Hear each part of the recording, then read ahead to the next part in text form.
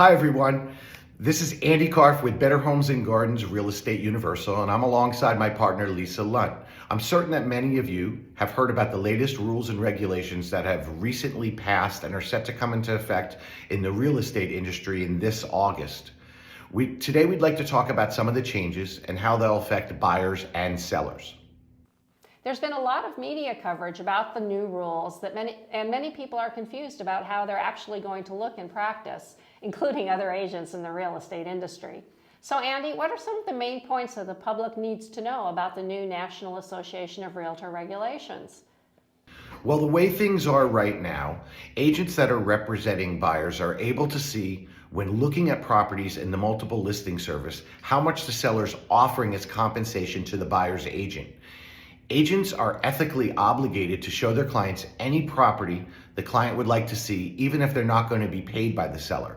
However, with the compensation listed in the MLS, it is possible that agents may not present these properties to their clients. The elimination of this compensation field would prevent this from happening in the future.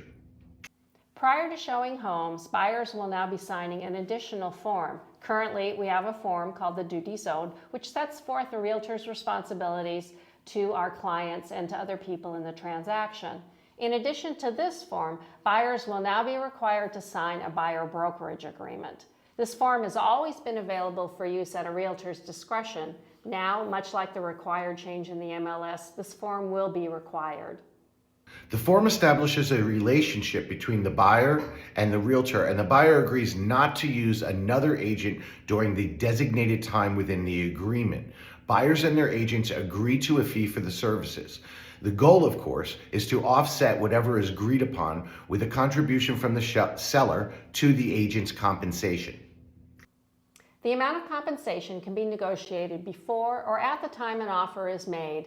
If the seller is unwilling to offer any incentives towards compensation and the buyer does not want to or is unable to compensate their representative, a higher purchase price might be offered to offset the requested contribution. The house would have to appraise for that sales price under this option. If no agreement can be reached on compensation, the buyers may move on to another house where compensation can be negotiated. As a team, Lisa and I are fully prepared for these changes, and we're enthusiastic about leveraging them to better serve our clients.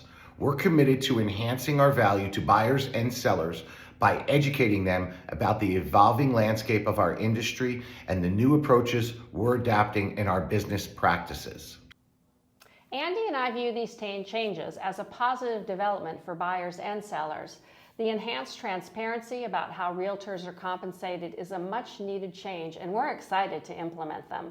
We're here to address any questions or concerns you may have. Don't hesitate to reach out to us, and we'll gladly provide clarity on any of the new rules.